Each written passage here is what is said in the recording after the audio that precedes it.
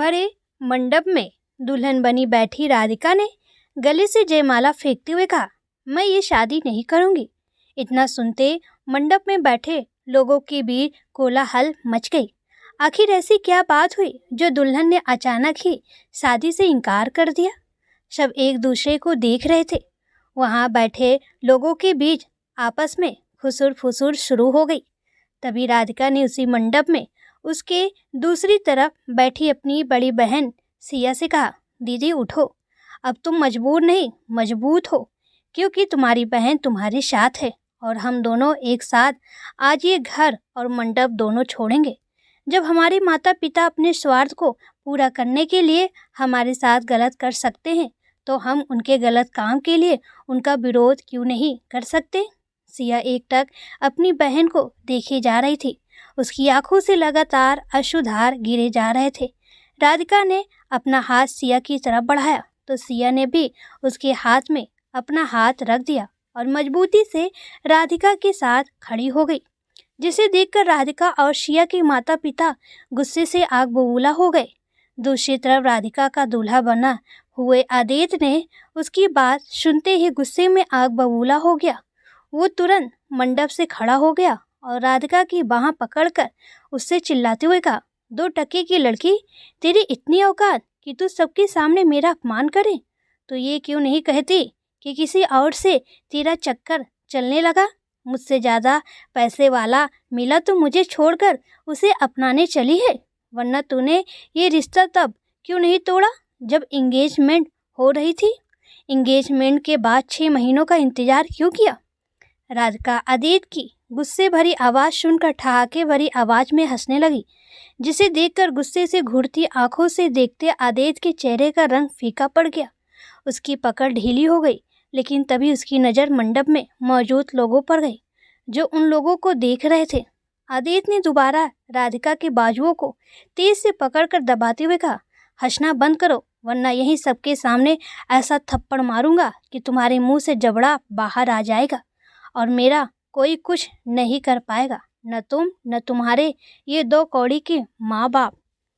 राधिका ने भी अब पलट कर वार किया। उसने भी गुस्से से घूरते हुए आदित्य की आंखों में आंखें डालकर कहा, मिस्टर आदित्य, तुम्हें यहाँ से जेल तक ले जाने के लिए मैं अकेली ही काफ़ी हूँ। मुझे अबला या कमज़ोर लड़की समझने की भूल मत करना। कहो तो तुम्हारे रायगढ़ वाले घर की बात बता दूँ, या धोखाधड़ी और अटेम्प्ट टू रेप के केस में वापस जेल जाने का इरादा है? क्यों इतनी मुश्किल से मिले अपने जेल से बेल को रद्द करना चाहते हो? आदित्य की पलकें चारों दिशा में घूमने लगी। मन ही मन घबराया हुआ वो ये सोचने लगा कि राधिका को ये सब पता कैसे चला, किसने उसे ये सब बताया। सारी बातें सोचकर उसके चेहरे पर पसीना आने लगा। तब राधिका ने कहा, मिस्टर आदित्य, मेरा हाथ छोड़कर अपने चेहरे पर आए हुए पसीने को पोंछ लो, वरना लोगों की बातों का जवाब देना मुश्किल हो जाएगा जब इस शहर के नामी बिजनेसमैन का अतीत दुनिया के सामने आएगा। आदित्य ने राधिका का हाथ छोड़ दिया। तभी राधिका के पापा मनोज ने कहा, ये सब क्या नाटक लगा रखा है? तुम दोनों में थोड़ी भी शर्म लाज बची है कि नहीं? आखिर हमारी परवरिश में ऐसी क्या कमी रह गई जो तुम लोगों ने ऐसी हरकत की? हमें समाज में मुंह दिखाने लायक नहीं छोड़ा। बेटियां तो माँ बाप की इज्जत बढ़ाती हैं, तुमने तो हमारी बनी बनाई इज्जत को मिट्टी में मिला दिया।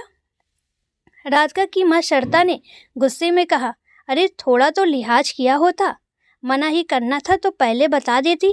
खुद की शादी तो थोड़ी ही साथ ही अपनी बहन के भी घर को तोड़ दिया। अब कौन करेगा तुम दोनों से शादी?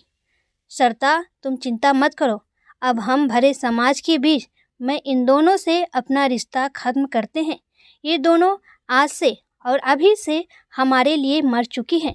तुम दोनों अभी इसी वक्त इस घर से निकल जाओ। राधिका और सिया चुपचाप अपने माँ पापा की बातों को खड़ी होकर सुनती रही। दूर खड़ा उनका भाई भावना शून्य बना आराम से कुर्सी पर बैठा सब कुछ देख रहा था, लेकिन उसने एक शब्द भी कुछ नहीं कहा। राधिका ने सिया का हाथ कसकर पकड़ा और घर से निकलने के लिए आगे बढ़ गई। आगे बढ़कर उसने आखिरी बार अपनी माता पिता के पैर छूकर आशीर्वाद लेने चाहे, लेकिन दोनों ही लोगों ने अपने पैर को पीछे कर लिया। राधिका ने खड़े होकर अपने पापा से कहा, पापा, आपको बहुत अच्छे से पता है गलत कौन है, लेकिन आज जाते जाते सिर्फ इतना ही कहूँगी, काश आपने हम दोनों को जन्म ही ना दिया होता। आपको अपने इस कर्म के भुगतान करना होगा। जिस दिन आपके साथ भी अपने ही घर में बुरा बर्ताव और भेदभाव होगा, उस दिन आप दोनों को समझ आएगा। लेकिन ईश्वर करे मेरे दुश्मन को भी आप जैसे माँ पापा ना मिले। कहकर राधिका और शिया ने हाथ जोड़कर प्रणाम किया और घर से निकल गए। दुल्हन के जोड़े में सड़क पर चलती दोनों बहनों को सड़क पर आने जाने वाला हर इंसान पलटकर देखे जा रहा था। शिया और राधिका दोनों की आंखें नम थी। शिया, जो अब तक चुपचाप थी, उसके मन में अनगिनत सवालों की लहरें हिलोरे मार रही थी। कहने को शिया राधिका की बड़ी बहन थी, लेकिन आज जो कदम राधिका ने छोटी बहन होकर शिया के लिए उठाया, वो अपने आप में मिसाल था। वरना आज उसकी शादी उससे 20 साल बड़े आदमी से उसके अपने ही माँ बाप करा देते। अपने आंसुओं को छिपाए राधिका ने मजबूती से शिया का हाथ पकड़कर आगे बढ़े जा रही थी। कुछ दूर सड़क पर जाने के बाद राधिका ने एक ऑटो रोका। आधी रात दुल्हन की पोशाक में दोनों को देखकर ऑटो वाले ने कहा, क्या हुआ बिटिया, कहाँ जाना है? राधिका ने कहा, भैया बस यही पास के मोर्टाज होटल एंड रिसोर्ट, 200 लगेंगे। ठीक है, बैठिए। ऑटो वाले ने होटल के पास ऑटो रोक दी। राधिका ने पैसे दिए और वहां से होटल के अंदर आ गई। होटल के रिसेप्शन पर खड़ी लेडी से राधिका ने रूम की चाबी मांगी। चाबी लेकर राधिका सीधा कमरा नंबर 501 में पहुंची। शिया ने देखा वहां कमरे में पहले से 4 सूटकेस पड़े हुए हैं। उसने राधिका की तरफ देखा और सूटकेस की तरफ निगाहों से इशारा करके पूछा, ये किसका है? राधिका ने कहा, दीदी, इसमें हमारे कपड़े हैं, कपड़े बदल लो, क्योंकि इन कपड़ों में हम और कहीं गए तो लोग हमें और घूर कर देखने लगेंगे और भागी हुई दुल्हन की वीडियो बनाकर इंटरनेट पर डाल देंगे। फिर हम मंडप से फरार दुल्हन बहने नाम से वायरल हो जाएंगे। इतना सुनते राधिका के गले लगकर फूट फूट कर रोने लगी। अरे दीदी, मैं तो मजाक कर रही थी, तुम तो सीरियस हो गई। अब रोना बंद करो, मुझे तो भूख भी लगी है, क्या खाओगी? तब तक मैं कुछ ऑर्डर करती हूँ। राधिका अपने दर्द को छुपाकर शिया को हंसाने की कोशिश में जुट गई। शिया ने अपने आंसू पोंछे और कपड़े चेंज करने बाथरूम में चली गई। इधर राधिका अकेले में सोफे पर बैठ अपना मुंह दुपट्टे से दबाकर सब कुछ सोचकर रोने लगी। उसे समझ नहीं आ रहा था कि उसके साथ ये अन्याय उनके स्वयं के माता पिता ने किया है। अच्छा होता कोख में ही मार दिया होता, ये दर्द ना होता, ना ये जग हंसाई होती। तभी राधिका को शिया के आने की आहट हुई। उसने फटाफट अपने आंसू पोंछ लिए और खुद कपड़े लेकर चली गई। बाथरूम के आईने में खुद को दुल्हन के रूप में देखकर राधिका सोचने लगी, आखिर बेटी होना क्या गुनाह है जो उन दोनों बहनों को बेटी होने की सजा उनके अपने ही माँ बाप ने दी। अपने दर्द को लहंगे में लपेटकर आज राधिका ने रख दिया और खुद से उसने वादा किया कि आज के बाद वो कभी नहीं रोएगी, न कभी कमज़ोर पड़ेगी। वो दुनिया में एक मिसाल कायम करेगी जिससे कोई भी बेटियों को कमज़ोर समझने की भूल ना करे। राधिका और शिया कमरे में चुपचाप बैठे थे। कमरे में एक अजीब सी खामोशी फैली हुई थी। शिया के मन में अनगिनत सवाल अब उफान पर थे। उसने पास जाकर राधिका को गले लगाकर कहा, मुझे माफ़ कर दे राधिका। ये क्या कह रही हो दीदी, आप मुझसे क्यों माफ़ी मांग रही हो? माफ़ी तो मुझे आपसे मांगनी चाहिए, मेरी वजह से आपकी शादी टूटी, आपको इतना कुछ सहना हुआ। नहीं राधिका, तेरी वजह से कुछ भी नहीं हुआ। इनफैक्ट सिर्फ शादी ही नहीं बल्कि आज तक कभी कुछ भी नहीं टूटा। न तू कभी मेरे दुख या परेशानी का कारण रही। मैं तो बेकार में ही तुझे अपना दुश्मन समझ बैठी थी। दूसरों की गलतियों की सज़ा तुझे दी। परेशानी किसी और कारण से थी, मैंने हमेशा कारण तुझे समझा। तेरा रूप रंग से सुंदर और गोरा होना तेरी गलती नहीं, ना ही मेरा काला रंग और छोटा कद मेरी कमी है। गलती तो दूसरों की थी, कमी तो देखने वालों की आंखों और नीयत में थी। तो तू वजह कैसे हुई? आदित्य की नीयत ही गंदी थी। एंगेजमेंट वाले दिन उसने तुझे देकर मुझसे रिश्ता तोड़ लिया। तू अगर ना भी होती तो वो सुंदरता के पुजारी को क्या पता शादी के बाद किसी और सुंदर लड़कियों को देखता और मुझे उसके लिए छोड़ देता या तलाक दे देता। तो कहते हैं जो होता है अच्छे के लिए होता है, इसलिए जो हुआ अच्छे के लिए हुए। तुझे समझने में मुझसे बहुत बड़ी भूल हो गई। तू आज उम्र में मुझसे छोटी होकर भी बड़ी हो गई और मैं बड़ी होकर भी छोटी। लेकिन एक बात बता, तुझे जब आदेश से शादी नहीं करनी थी तो तूने एंगेजमेंट वाले दिन हाँ क्यों कहा था और उसके साथ एंगेजमेंट क्यों की? क्योंकि थी उस दिन मैं मजबूर थी। आदेश ने तो देखकर पसंद कर लिया, लेकिन मेरे मन में क्या चलने लगा उसके बाद ये किसी ने नहीं जानना चाहा। मैं अपनी इंजीनियरिंग की फाइनल ईयर की परीक्षा देकर खुशी खुशी तुम्हारे एंगेजमेंट में शामिल होने लौटी ही थी। माँ पापा मेरे सामने हाथ जोड़कर खड़े थे, अपने किए गए एहसानों की लिस्ट लेकर एवं माता पिता होने की दुहाई लेकर। मैं कुछ बोल पाती कि उससे पहले ही माँ ने सबसे जाकर हाँ कह दिया और तुमने अपना एंगेजमेंट का लहंगा मुझे उतार कर दे दिया, जो मुझे बिल्कुल भी सही फैसला नहीं लगा था। मेरे सामने व्यंग में मुस्कुराहट चेहरे पर लिए सामने आदित्य खड़ा था, जो अपनी नीच हरकत पर विजय पाकर मुस्कुरा रहा था। उस समय मैंने ये निश्चय किया कि मैं इसका बदला लेकर रहूँगी। मैं इसे भरे मंडप में मना करूँगी शादी करने से। तब इसको पता चलेगा कि जब कोई आपको ऐसे सबके सामने छोड़कर किसी और को पसंद करता है तो क्या होता है, कैसा महसूस होता है। मैं भी उसके चेहरे पर वो दर्द, गुस्सा और मायूसी सब देखना चाहती थी। तू पागल की तरह कुछ भी फैसला लेने को तैयार हो गई, बिना उसका नफ़ा नुकसान सोचे। भरे मंडप में शादी से मना करना इतना आसान तो नहीं था। ये बात तो तुझे अच्छे से पता थी, वो भी आदित्य जैसे लड़कों को तो बिल्कुल भी नहीं। अगर भगवान ना करे तुझे कुछ हो जाता तो क्या होता दीदी? यही ना कि वो अपने पैसों के बल पर मुझे जान से मरवा देता। इससे ज़्यादा क्या होता? ऐसे आदमी के साथ घुट घुट कर डर डर कर जीने से अच्छा मर जाना है। मुझे तो खुद से ज़्यादा आपके लिए बुरा लगता था जब आदित्य के शादी मना करने के बाद पापा ने आपकी शादी आपसे 20 साल बूढ़े 2 बच्चों के बाप से तय कर दी, ये कहते हुए कि तुम्हें इससे अच्छा कोई और मिल भी नहीं सकता और आपने कोई विद्रोह नहीं किया। तो क्या करती राधिका, तू ही बता।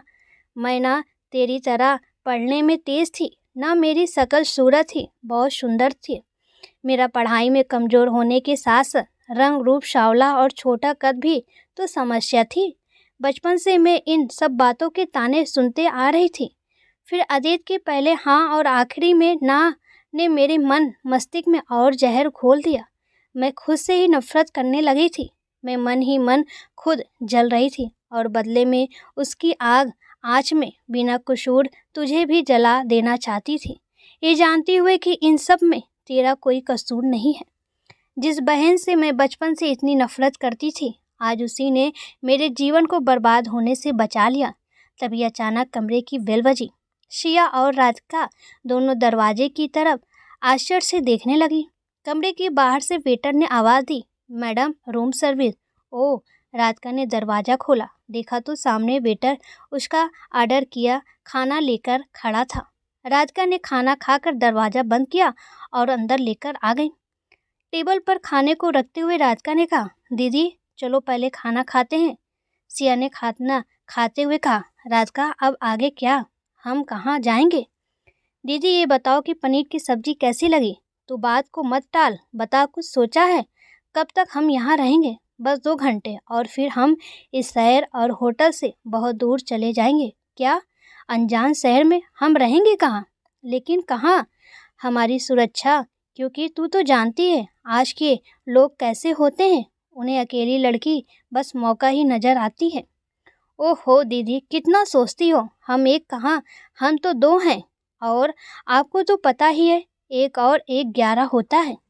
घड़ी की तरफ देखते हुए राधिका ने कहा, दीदी जल्दी करो, हमें 1 घंटे में निकलना होगा स्टेशन के लिए, वरना हमारी ट्रेन छूट जाएगी। राधिका और सिया ने खाना खाने के बाद अपना अपना सामान लिया और स्टेशन के लिए निकल गई। स्टेशन पर पहुंचते सिया ने कहा, अब पूरी बात ना सही इतना तो बता दें, हम कहाँ जा रहे हैं? तभी ट्रेन प्लेटफार्म पर आकर लगने का प्रसारण होने लगा, जिसे सुनकर राधिका ने कहा, दीदी हमारी ट्रेन आ गई। मुंबई? सिया ने आश्चर्यचकित होकर राधिका से कहा, हाँ दी, मुंबई। ट्रेन को एकटक देखती राधिका ने सामान उठाया और ट्रेन की तरफ बढ़ गई। पीछे पीछे सिया भी दोनों ट्रॉलियों को खींचते हुए चलने लगी। राधिका को अपनी मंजिल नजर आ रही थी, लेकिन सिया को मुंबई के नाम से ही डर लगने लगा, क्योंकि उसके लिए वो अनजान शहर था। न तो पहले वो कभी वहाँ गई थी, न ही उनके परिचय का कोई उस शहर में रहता था। ट्रेन तेज रफ्तार में चल रही थी। ट्रेन में खुद को सेट कर चुकी राधिका से सिया कहा, क्या करेंगे हम मुंबई में? कहाँ रहेंगे? क्या काम करेंगे? मैंने तो सुना है यहाँ लोग अपने रिश्तेदारों, माँ बाप एवं सगे संबंधियों को अपने साथ नहीं रखते। ऐसे में हम बिना किसी पहचान के वहाँ कहाँ जाएंगे? क्या करेंगे? चाय चाय चाय ले लो, चाय दूँ दीदी? चाय वाले की आवाज़ सुनकर खिड़की की तरफ देखती राधिका ने मुस्कुराते हुए कहा, हाँ छोटू, 2 चाय दे दो। चाय वाले को पैसा देने के बाद राधिका ने कहा, दीदी चाय अच्छी है ना? तू पहले मेरी बात का जवाब दे, बात टाल मत। किस बात का जवाब दूँ दीदी? यही कि हम मुंबई में कैसे रहेंगे? दीदी जब हमारे शहर, हमारे घर में हमारा कोई नहीं था, माँ बाप होते हुए भी हम सिर्फ उनके लिए एक बोझ की तरह थे, तो अनजान शहर में कोई नहीं भी हुआ तो क्या फिक्र करना, हम दोनों तो हैं ना एक दूसरे के लिए। वो तो ठीक है, लेकिन हम रहेंगे कहाँ? हमारे सिर पर ना तो छत कोई है, ना कोई काम। दीदी छत ना सही, जमीन तो है, और जब तक कोई काम नहीं मिलता तब तक हम सड़क पर रह लेंगे। लेकिन अब हम सम्मान की ज़िंदगी जिएंगे, न किसी पर बोझ बनकर रहेंगे, न अपमान सहकर। बस आप अपना साथ और विश्वास मुझ पर हमेशा बनाए रखना। आपसे वादा है मेरा, अब आपका कभी कोई अपमान नहीं होगा। अब आप अपनी ज़िंदगी में अपने सपनों के हर रंग भरना और हमेशा खुश रहना, बस। सिया का हाथ पकड़कर राधिका ने कहा। सिया ने राधिका का हाथ कसकर पकड़ा और पलक झपकाते हुए हाँ में उतर दिया। ट्रेन सवेरे सवेरे मुंबई पहुंच चुकी थी। ट्रेन से राधिका और सिया उतरी और खुले आसमान ने नीचे हाथ पकड़कर आसमान की तरफ हाथ फैलाए दोनों अपनी आज़ादी को महसूस कर रही थी। राधिका ने कहा, दीदी आओ पहले चाय पीते हैं, फिर सोचते हैं क्या करना है। राधिका और सिया प्लेटफार्म पर खड़ी चाय पी रही थी। तभी राधिका के कंधे पर पीछे से किसी ने हाथ रखा, जिसे देखते सिया ने आश्चर्य से कहा, तुम यहाँ? राधिका ने आवाक हो नजरों से एक बार सिया की तरफ देखा और पीछे पलटकर देखा तो विनय खड़ा था। विनय तुम? हाँ मैं। क्यों, और कोई भी आने वाला है क्या? नहीं तो वही तो, क्योंकि जितना मैं जानता हूँ तुम्हारे पहचान का मेरे सिवाय और कोई नहीं रहता। I am right? लेकिन तुम्हें पता कैसे चला कि हम यहाँ आ रहे हैं? उसी से जिसने तुम्हें यहाँ भेजा। क्या? यस। राधिका के हाथ से उसकी चाय लेकर चुस्की लेते हुए विनय ने कहा। सिया एक बार राधिका को देख रही थी, दूसरी तरफ विनय को। विनय राधिका के बचपन का दोस्त था। राधिका के स्कूल से कॉलेज तक उसकी ज़िंदगी में हर सुख दुख में उसके साथ साए की तरह खड़ा रहता था। दीदी क्या हुआ? कुछ नहीं, तुम्हें काफ़ी समय बाद देखा तो इसलिए। कोई बात नहीं, अब आप सब मेरे साथ चलो। कहाँ? राधिका ने कहा। घर और कहाँ? लेकिन मैं तुम्हारे घर नहीं जाऊंगी। तो कहाँ जाओगी? ये पिक्चर वाली मुंबई नहीं मेरी जान, ये असली वाली मुंबई तुम देख रही हो। और वैसे भी तेरे गजोधर ने मुझे कनाडा से फ़ोन कर कहा है मैं तुम दोनों का ख्याल रखूं। गजोधर नहीं, गजेंद्र नाम है उसका। अब तो तू उसका अच्छे से नाम लिया कर। क्या फ़र्क पड़ता है गजेंद्र हो या गजोधर? मेरे लिए तो वो कल भी गजोधर था और आज भी है और कल भी रहेगा, तू अपना देख ले। लेकिन गजेंद्र ने तुझे क्यों फ़ोन किया? क्योंकि तुम्हारा फ़ोन स्विच ऑफ आ रहा था। राधिका ने फ़ोन निकाल कर देखा तो सच में उसका फ़ोन बंद हो गया था। अब चले या यहीं प्लेटफार्म पर खड़े खड़े सारे सवाल कर लेने हैं? और सब एक साथ चलने के लिए आगे बढ़ गए। विनय अपने साथ राधिका और सिया को एक फ्लैट में लेकर और राधिका के हाथ में चाबी देते हुए कहा, अब मैं चलता हूँ, मेरा यहीं सामने फ्लैट है, कुछ ज़रूरत हो तो मुझे बुला लेना। हाँ ठीक है, अच्छा चलता हूँ, बाय। कहते हुए विनय बाहर जाने लगा। तभी राधिका ने पीछे से कहा, विनय थैंक यू। विनय ने हल्की सी मुस्कान देते हुए पलकों को झपकाया और कोई बात नहीं कहकर इशारा करते हुए वहाँ से चला गया। सिया बिने और राधिका को बस देखे जा रही थी। बिने के जाते ही सिया ने राधिका से कहा, राधिका तू अभी भी, कहकर सिया रुक गई। जवाब में राधिका ने कहा, हाँ दी, मैं अभी भी बिने से बात करती हूँ, क्योंकि वो मेरा बचपन से ही सबसे अच्छा दोस्त था और है और रहेगा भी। लेकिन मैंने मुंबई में रहने के लिए इससे कोई मदद नहीं मांगी थी, लेकिन भगवान की मर्जी कहो या कुदरत का करिश्मा, आज भी इस अनजान शहर में वही हमारे काम आया। लेकिन मुझे तो लगा था कि पापा से मार खाने के बाद उसने तुझे और तूने उससे बात करना बंद कर दिया था। उसके मम्मी पापा को भी कितनी बातें सुनाई थी पापा ने, क्या उनको तुम दोनों का आज भी बातें करना पसंद है? कुछ दिनों तक तो वो भी नाराज़ रहे, लेकिन फिर बिने ने उन्हें मना लिया था, इसलिए अब उन्हें कोई फ़र्क नहीं पड़ता। उन्हें भी हमारे बारे में सब कुछ पता है। ओके। कपड़े बदलकर तैयार होने के बाद राधिका और सिया जमीन पर लगे गद्दे पर बैठे अपने पुराने बीते दिनों को याद करते हुए एवं आने वाले कल में क्या कैसे करना है के बारे में एक दूसरे से बात कर रहे थे कि तभी डोर बेल बजने की आवाज़ आई। सिया ने उठकर दरवाज़ा खोला, देखा तो सामने बिने की मम्मी और बिने हाथ में कुछ लिए खड़े थे। अंदर से राधिका ने आवाज़ दी, क्या हुआ दी, कौन आया है? कुछ नहीं, वो मैं आया हूँ, बिने ने बाहर से ही अंदर आते दरवाजे आवाज़ देते हुए कहा। बिने के हाथ में नाश्ते का टिफ़िन था। उसने टिफ़िन नीचे ज़मीन पर रखते हुए कहा, गर्मा गर्म आलू के पराठे और चाय नाश्ते, वो भी माँ ने अपने हाथों से बनाया है। राधिका बोली, नमस्ते आंटी। अरे तुमने आंटी को क्यों परेशान किया? हम बाहर से कुछ मंगा लेते खाने के लिए। क्यों बेटा, आंटी के हाथ का खाना पसंद नहीं आएगा? ऐसी बात नहीं है आंटी। तो फिर चलो आओ सब साथ मिलकर खाते हैं। अगले दिन राधिका अपने ऑफिस गई, जहां उसे नौकरी मिली थी। घर पर सिया अकेली थी। पूरा दिन सिया अकेली रहती। एक दिन बिने घर पर आया तो सिया अकेली थी। बिने ने कहा, दी राधिका नहीं है क्या? नहीं, लेकिन आज तो संडे है, उसकी छुट्टी होती है। हाँ, लेकिन आज उसकी कोई मीटिंग थी तो उसे जाना पड़ा। अच्छा, तो मैं भी चलता हूँ। क्यों, बैठो, आज मुझसे ही बात कर लो। औपचारिक बातचीत के बाद सिया ने कहा, बिने एक बात पूछूं? हाँ दी, पूछिए ना। अच्छा, सच सच बताना, क्या सच में तुम्हारे दिल में राधिका के लिए कोई फीलिंग नहीं? बिने मुस्कुराया और अपने दोनों हाथों को उठाकर रगड़ते हुए कहा, फीलिंग तो है दी, लेकिन मेरी फीलिंग वैसी ही है जैसे एक सच्चे दोस्त का दूसरे दोस्त के लिए होता है, बस। मैं उसकी कभी किसी मुसीबत में अकेला नहीं छोड़ सकता, चाहे दुनिया, लोग या हमारा परिवार मेरे बारे में कुछ भी सोचे, मुझे कोई फ़र्क नहीं पड़ता। मैं उसके सुख में रहूं या ना रहूं, लेकिन उसके दुख में मैं हमेशा उसके साथ, उससे भी आगे खड़ा रहूँगा। सिया बिने और राधिका की दोस्ती देखकर हैरान थी और मन ही मन खुश भी। धीरे धीरे 1 महीना बीत गया। राधिका ने सिया को फैशन डिजाइनर के कोर्स में दाखिला करा दिया। साथ ही सिया पेंटिंग्स भी करती थी। दुख सुख एक दूसरे के साथ काटते काटते दोनों बहनें धीरे धीरे ही सही आज पूरे 16 सालों बाद अपनी अपनी जिंदगी में सेट हो चुकी थी। सिया मुंबई में एक जाना माना नाम और पहचान हो चुकी थी। आज उसकी खुद की फैशन इंडस्ट्री थी। अब लोग उसके रंग रूप को नहीं, उसके गुण को देखकर उसकी तारीफ करते थे। आज उसके पास बंगला, गाड़ी, पैसा और एक अच्छा परिवार सब मौजूद था। उसको 2 जुड़वा बेटियां थी। आज बेटियों का जन्मदिन मनाने से पहले वो उन्हें मंदिर दर्शन कराने ले गई थी। तभी उसकी 3 वर्षीय छोटी बेटी ने सड़क पर भीख मांगते एक व्यक्ति को देखकर पहली बार कहा, नाना, मम्मा सा, नाना। सिया ने उसे अपने गोद में उठाकर कहा, नो बेटा। यस मम्मा।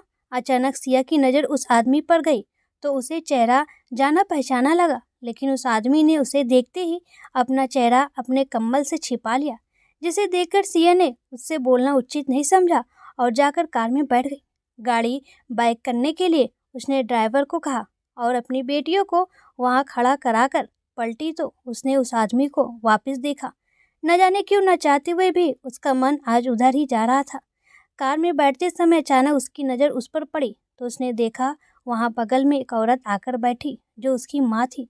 उसे समझते देर न लगी, वो भाग कर गई और कंबल हटाया तो देखा वो सच में उसके पापा थे, जो उससे नज़र नहीं मिलाना चाहते थे। अपने माँ पापा की ऐसी हालत देखकर सिया की आंखों में आंसू निकलने लगे। उसने उन्हें वहाँ से उठाया और अपने साथ घर लेकर आई। बेटी का घर देखते आज सिया की मम्मी पापा की आंखें छलक आई। सिया उन्हें पूरे सम्मान से घर लाई, नए कपड़े दिलाए। पूछने पर पता चला कि उसके भाई ने सिद्धिविनायक लाल बाग के राजा के दर्शन कराने के नाम पर अपने साथ लेकर उन्हें मुंबई आया और उन्हें स्टेशन पर छोड़कर चला गया। तब से पिछले 3 सालों से अपना पेट भरने के लिए वो लोग भीख मांग रहे थे। सिया को देखकर उनकी हिम्मत इसलिए उसके साथ आने के लिए नहीं हो रही थी कि उन्हें डर था कि कहीं वो भी उन्हें धक्के देकर ना निकाल दे, क्योंकि जिसके लिए उन्होंने सब कुछ किया, अच्छा खाना, अच्छे स्कूल में पढ़ाया लिखाया, जब जो कुछ उसने मांगा सब कुछ दिया, तब वो उनका नहीं हुआ तो बेटियां उनकी कहाँ से अपनी होंगी, क्योंकि उन्होंने तो खुद उन्हें घर से धक्के देकर उन्हें निकाल दिया था। उन्हें पुरानी सब बातें याद आ रही थी कि वो कैसे सिया के साथ व्यवहार करते थे, लेकिन आज उसी सिया ने उनको अपने घर में पूरे सम्मान के साथ रखा है। सिया अब जब भी काम से मौका मिलता अपनी मम्मी पापा के साथ घूमने जाती, खाना खाती। 1 महीना बीत गया, तब उसके पापा ने कहा, सिया एक बात पूछूं? हाँ पापा पूछिए ना, राधिका कैसी है और कहाँ रहती है? सिया इतना सुनते ही अपने पापा को देखने लगी। सिया को ऐसे देखकर उसके पापा ने कहा, तुमको नहीं बताना तो मत बताओ, लेकिन अच्छा लगता सुनकर कि उसने भी तुम्हारी तरह अपनी ज़िंदगी में कुछ अच्छे काम किए हैं। लेकिन हर कोई अच्छा काम ही करे ये कोई ज़रूरी नहीं। पापा, राधिका कनाडा में है, उसके 2 बेटे हैं और आज मेरी सफलता, परिवार, पैसा, समाज में पद प्रतिष्ठा सब कुछ राधिका की ही देन है, वरना मैं तो अपना आत्मविश्वास खो चुकी थी। वो उम्र में भले मुझसे छोटी है, दुनिया की नज़रों में मेरी छोटी बहन है, लेकिन मेरे लिए वो मेरी सब कुछ है। शादी के मंडप से निकलने के बाद मुझे मेरी ज़िंदगी तो खत्म लगने लगी थी। समझ नहीं आ रहा था कि अब आगे क्या होगा, लेकिन राधिका ने सब कुछ संभाल लिया, खुद खड़ी हुई और मुझे भी चलना सिखाया भी। दरवाजे पर बेल बजी, दरवाज़ा खुला तो देखा राधिका, विनय और उनके साथ उनके दोनों बेटे भी थे। विनय को देखते सिया के पापा की आंखें तन गई। राधिका ने बढ़कर पैर छुए तो उसके पापा ने अपने पैर पीछे खींच लिए और कहा, मैं तुमसे अपने पैर नहीं छुआ सकता, क्योंकि तुमने हमारे परिवार और कुल दोनों का नाम खराब कर दिया। विनय से शादी करके राधिका ने हंसते हुए कहा, पापा, मैंने विनय से शादी नहीं की है, ये तो मेरा कल भी दोस्त था, आज भी है। अच्छा, मैंने गजेंद्र से शादी की है, उन्हें छुट्टी ना मिलने के कारण वो हमारे साथ इंडिया नहीं आ पाए। लेकिन आप विनय को गलत समझ रहे हैं। इंसान जाति से अच्छा बुरा नहीं होता, बल्कि वो तो अपने व्यवहार से अच्छा बुरा होता है। पापा, अगर इस अनजान शहर में विनय ना होता तो हम भी कहीं फुटपाथ पर रहते या दर दर की ठोकरें खाते। आपको तो विनय का एहसानमंद होना चाहिए, जिसने इस अनजान शहर में आपकी बेटियों का साथ दिया, रहने के लिए छत दिलाई। विनय को देखते हुए कब से चुपचाप बैठी सरिता ने कहा, तो बिल्कुल सही कह रही है राधिका, ये तो सच में हीरा है।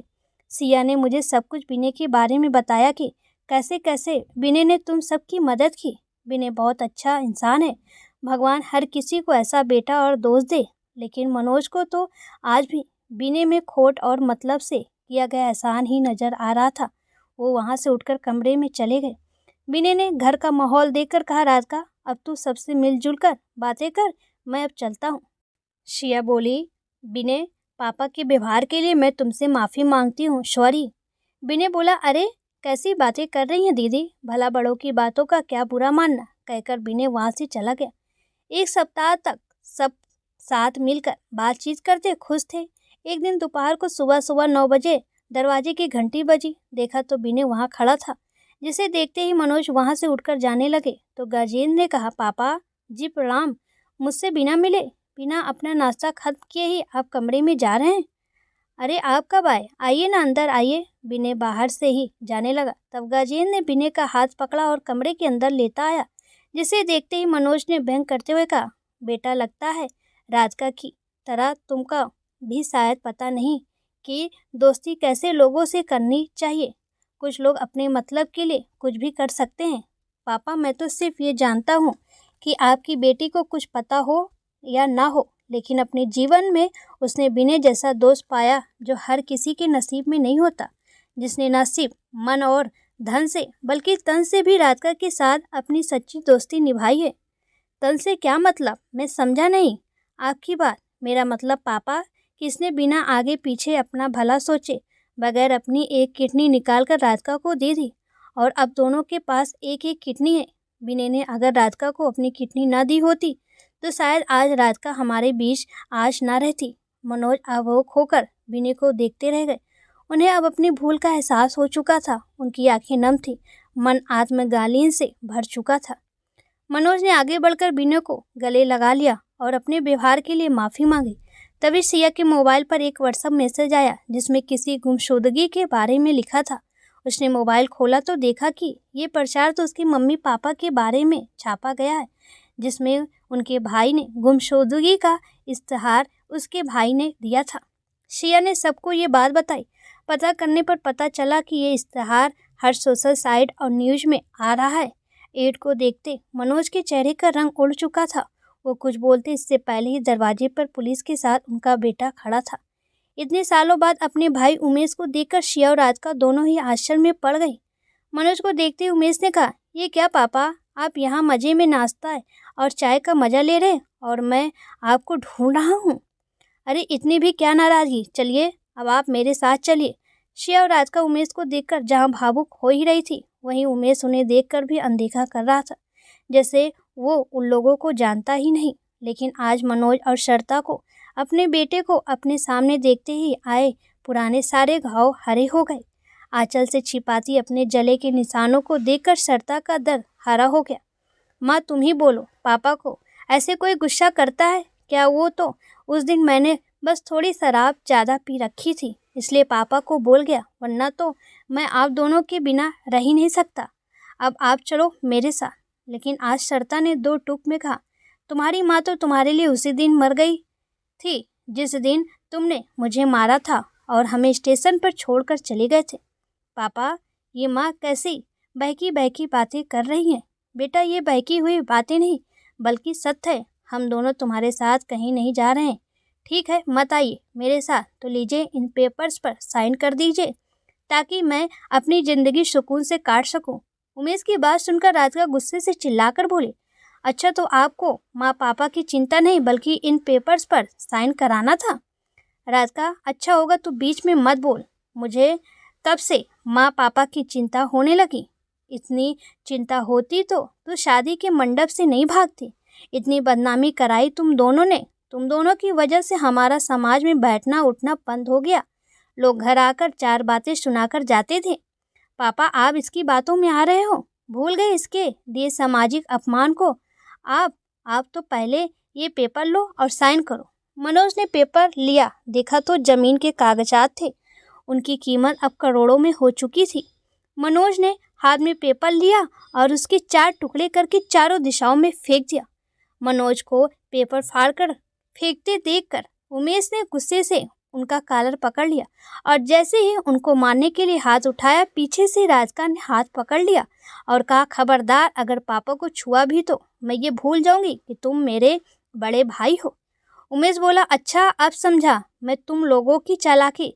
तुम दोनों को भी इस प्रॉपर्टी में हिस्सा चाहिए। तुम दोनों चुपचाप जमीन अपने नाम कराकर दोनों आपस में बांटना चाहती थी। मनोज ने आज पहली बार एक के बाद एक जोरदार कई थप्पड़ घुमाकर उमेश को दे मारा। उमेश ने अपने दोनों गाल पकड़कर मनोज को एकटक देखने लगा, जिसे देखकर मनोज ने कहा, ये थप्पड़ मुझे बहुत पहले ही तुम्हें मारने चाहिए थे, लेकिन अफसोस बेटे के प्यार में मैं अंधा हो चुका था। लेकिन अब वापस वो गलती नहीं होगी। तुम्हें मैं अपने बुढ़ापे की लाठी समझकर पालता पोसता रहा क्योंकि मुझे लगता था कि तुम बुढ़ापे में हमारी सेवा करोगे। लेकिन अफसोस, सेवा तो दूर की बात है, तुमने तो हमें घर से निकालकर अनजान शहर के प्लेटफार्म पर लाकर छोड़ दिया। कभी हमें तुम्हारे पास शुभ की रोटी नसीब नहीं हुई। बेटे के चक्कर में हमने जन्म से ही तुम दोनों में बेटे बेटी का फ़र्क किया। इन दोनों को हर चीज़ तुम्हारी छोड़ी हुई थी। इतने से भी मेरा पेट नहीं भरा तो मैंने इन दोनों की शादी ऐसे लोगों से करके हटाने की कोशिश की जिसमें मुझे पैसे भी मिले और इन दोनों की शादी भी हो जाए। जिनको मैंने सड़क पर फेंक दिया था। उन बेटियों ने मुझे सड़क से उठाकर अपने घर में ससम्मान जगह दी। इन दोनों ने मेरी कोई बदनामी नहीं कराई, बल्कि मैंने अपनी खुद की बेइज्जती खुद की। इन दोनों ने तो मेरा नाम रोशन कर दिया, और जिसे मैंने सब कुछ दिया उसने हमें 2 वक्त की रोटी भी नहीं दी। हरदम तुम्हारी पत्नी हमें अपमानित करती थी, लेकिन तुमने कभी उसको रोका नहीं। माँ घर में नौकरानियों की तरह काम करती रही और वो शॉपिंग करने में ही व्यस्त रहती थी। उस घर में हमें कभी महसूस ही नहीं हुआ कि हम अपने घर और परिवार के साथ रहते हैं।